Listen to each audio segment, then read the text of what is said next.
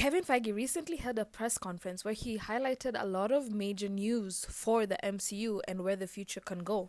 He was mainly sure to highlight the fact that the MCU, especially the multiverse saga, has been a lot for the franchise. He points out that while the Infinity Saga had 50 hours of storytelling, the Multiverse Saga has about 127 hours of storytelling, and that is just from 2020 to right now.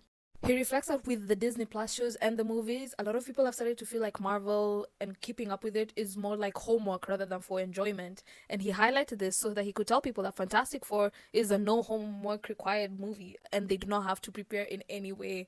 And personally, that's how I've been feeling about Marvel. The influx of all the content from TV shows to animated series to movies, it's been very hard to catch up and know what character you need to know or what you need to watch in order to participate in the Marvel Cinematic Universe. He stated that future movies will be formatted in a way where you won't have to watch any of the past Marvel shows in order to understand this one. And it is visible with Thunderbolts, where I had not watched a few of the previous movies, but I was able to follow along. But he said that a lot of people weren't as interested in the Thunderbolts despite good reviews because some of the characters came from TV shows that people had not watched. He further stated that the MCU will be reducing the output to 3 movies a year and 1 show a year instead of the usual multiple movies in a year and multiple shows in a year. This new format actually affected the release of Ironheart and Wonder Man, which were already filmed earlier, but due to wanting to slow down output, their release date was pushed farther and farther back in order to not put too much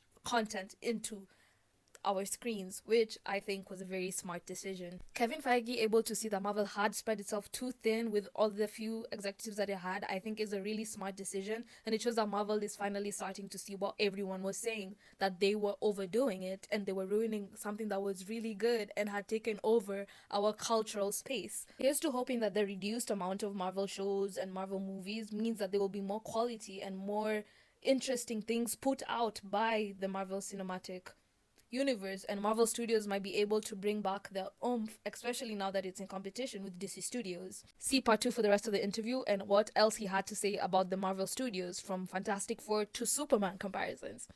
See you soon!